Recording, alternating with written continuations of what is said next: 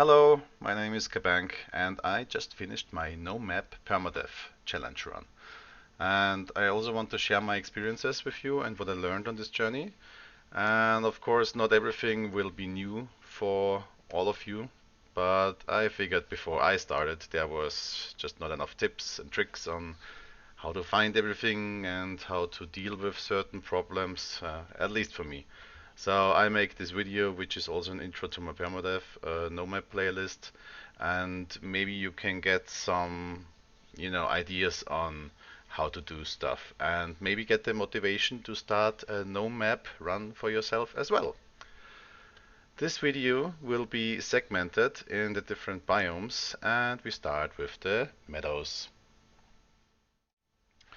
Right, so when you start the no map run, you can already enter the console while you are flying on the Valkyrie into the area to deactivate your map.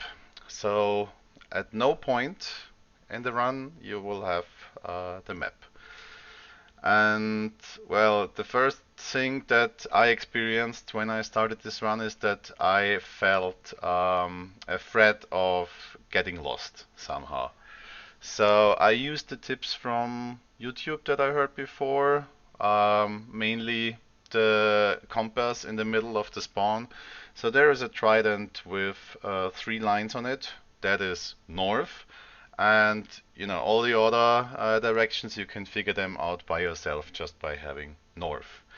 And well, something really important in the beginning is that you have probably heard is that you should just stay close to the spawn for the beginning and get to know your surroundings. And in the meanwhile, you can, get your gear together, build a little hut, and start building roads. And this is something really important, especially if you want to remember your main island correctly. Is when you have the cardinal directions like north and south, for example, you make a road that goes exactly that way. So you will end up with four roads, and whenever you get to a coastline or an area that is too dangerous, like swamp, for example, then you stop the road before you go there and die. That would not be good. So also, you can use the sky as help for navigation, but in the beginning, I would say the most important thing is that you just get to know your island. You will spend a lot of time here in the meadows, getting started, building roads and getting some gear together. So it will take at least a few hours for you, no matter how good you are, and take the time to get everything. And you can also look for the first boss. The first boss is probably very close to the spawn, so you will most likely just randomly walk into the place and there you are. That is Meadows. And of course, only kill the boss when you're sure that you can deal with the raids from the next biome, which is the forest. So when it comes to the forest, almost everything is different from the meadows. So it is still not time to use the sky as a navigation help because you cannot see the sky when you are in the forest. There are a lot of trees. Light is, well, not there all you can't navigate with just looking around because you will get lost pretty easy. Also, the strategy with the roads, I would say that's not the best strategy. It can help, especially at daytime, when you can see the difference between the paths you make and the surrounding floors. But what I really learned in the forest, the key to beat the forest is light. So there are multiple reasons for that. First, whenever you go mining, let's say for copper, because you want to go for that, there are great dwarfs and they are annoying. Every time you make sounds with the pickaxe, they hear that sound and they come from far away to just annoy you. But they are afraid of fire. So when you put a lot of fireplaces around your, copper mining site, then they panic and run around in circles and you can keep working. But not only that, um, the the light from the fire helps you in another way when you want to navigate. So every time you go to a new place in the forest, you place a fire that you can see from far away, right? So of course you can stay on the coastlines, but once you want to get deep into the forest, and you look for the boss maybe, then you will have to use these strategy with the light sources. And what you can also do, and I would really suggest you do that, is that close to your road that is in the forest, you are going to cut down the trees. You will need a lot of wood anyway, and this way you get a really wide spatial area where you can even see the sky, as long as it is not raining, But that's basically the key. So you're getting wide open space in the forest in the cardinal directions. And now for the boss. Well, the Elder has a big fireplace in the middle. So you usually want to kill the boss the moment you can deal with the enemies of the next biome, which is skeletons. So once you kill the Elder, there's a chance that you get attacked from wraiths of the swamp, and that means you should do it at the very end. And you can see the fireplace from the Elder from far away. So what you're going to do is go to the forest at night. Yes. It is more dangerous, but you will do the boss at the end anyway, so you're going to find the Elder Boss. I wouldn't say easy, but it is easier to see where the Elder Boss is located when you go there at night, because then you can see the fire. That's about it. Alright, one last thing about the trader. I personally did not find my trader in the playthrough, and I have to admit that I didn't even try to find him. But when it is important to you that you find the trader, you can go and look for him by, wandering into all the Black Forest biomes that are around your starting island. But for me personally, it was not worth it, as you don't need the trader to play without map. But when you find him though, consider yourself lucky. The strategy for finding the trader is basically the same as with the Elder. There is a small fire at the trader, so you can spot him more easy when it is night. And yeah, I heard that the distance from the trader is always about the same. So when you have played Valheim already, which I assume when you're going for a no map run, then you know what the distance from the spawn is, an average that the trader has, and when you can draw a mental line, a circle around the spawn, and look in all the forest biomes at about this distance, and you should find him sooner or later, I guess. Yeah, good luck. Right, now we get to the ocean biome, because most of my maps had been created in a way that I had to use the ocean to get to a swamp biome. because it was not on my main island, also on this playthrough. So when you go onto the ocean, it's the first time you really have to use the sky for navigation. It is pretty easy actually, as long as you have good weather. There is the big tree, Yggdrasil. Um, Best tool ever. It is literally an object in the sky that you change the perspective towards uh, the world tree whenever you move. So when you start and the spawn, you are directly under the world tree, which means wherever you are in the world, as long as you can see Yggdrasil and you move under the branches, the big one, you will automatically get to the spawn.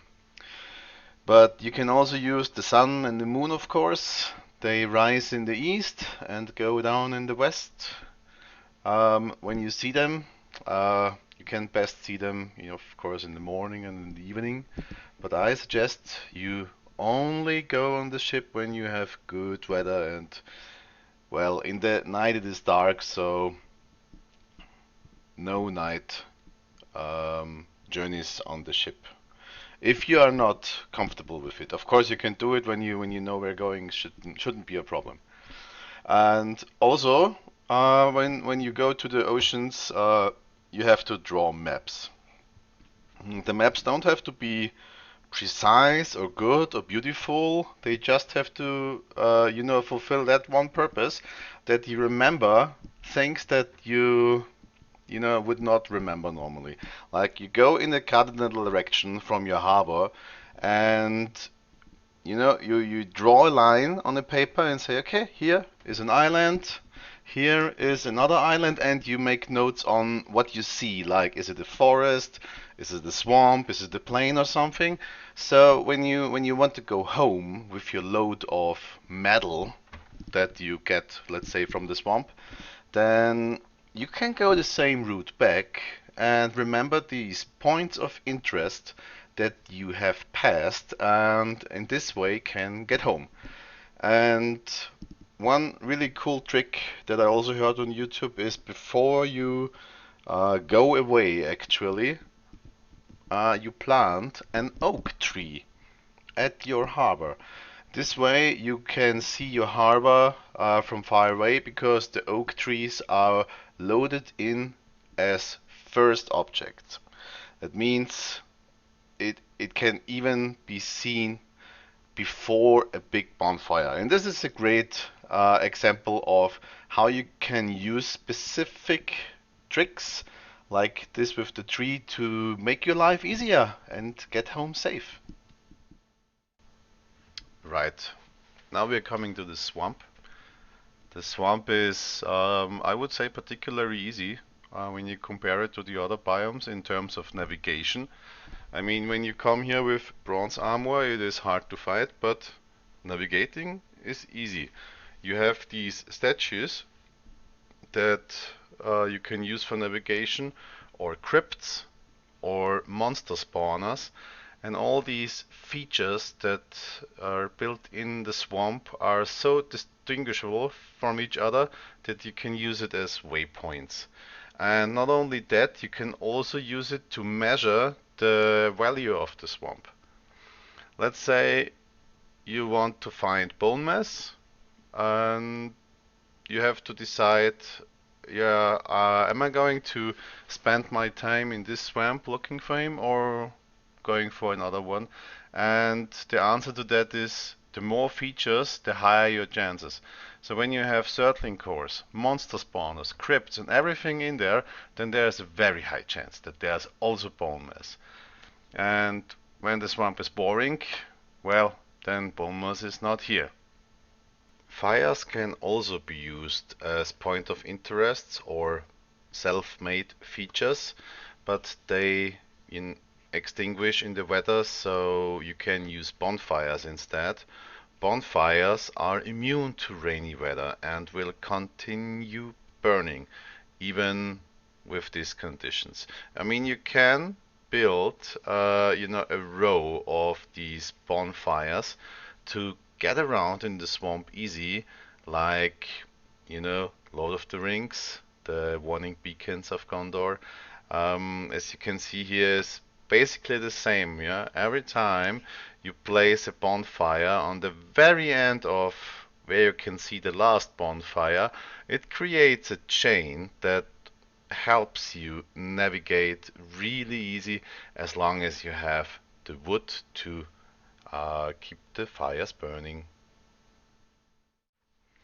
Until you reach the Mistlands, it basically is a really easy thing to navigate around in the mountains, for example, and also the next biome, the plains, because these two biomes are the easiest to navigate. It is plain sight in every direction, no major obstacles, and it's really easy to get around. With the mountain, you should focus yourself on specific points of interest like the Fenring stones or some old houses, frost caves, little ruins, and so on.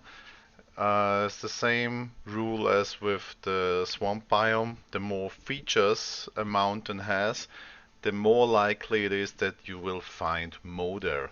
And a feature of the mountain is also a high peak.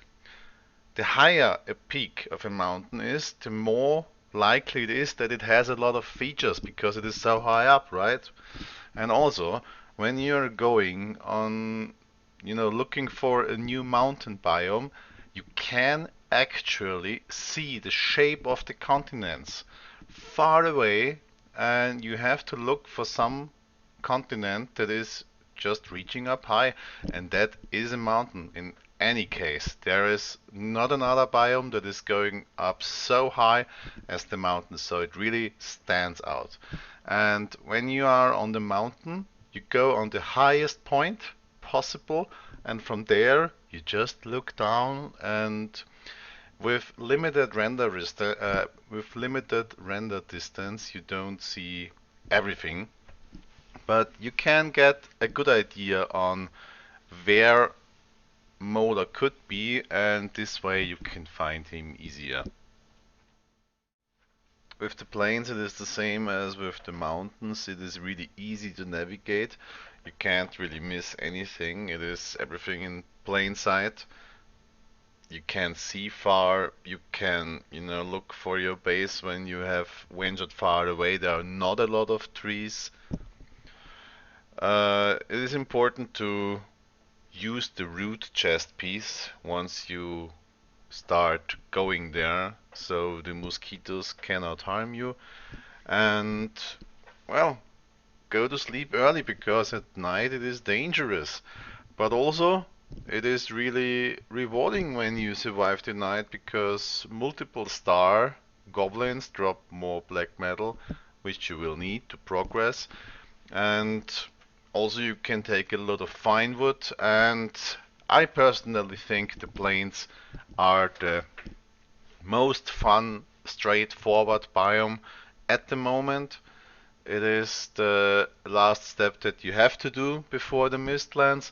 So here is the real cool fun before it gets really freaking hard. And you should enjoy it because this is the last time you will have it that easy. Finding Yaklut includes looking for the 5 stone fingers and of course getting enough totems to summon him, but you should just look out for stone pillars that you can see. The render distance is relatively small, so you have to wander around quite a bit to cover everything, and it's not possible to just stand on one of the stone pillars that are just straight up and look around to see the other pillars. You have to actually get into render distance to find the summoning spot. But to make things easier, I would suggest that you go for the coastlines, because I have noticed that yak loot is in a lot of cases visible from the boat. The Mistlands are absolutely bonkers.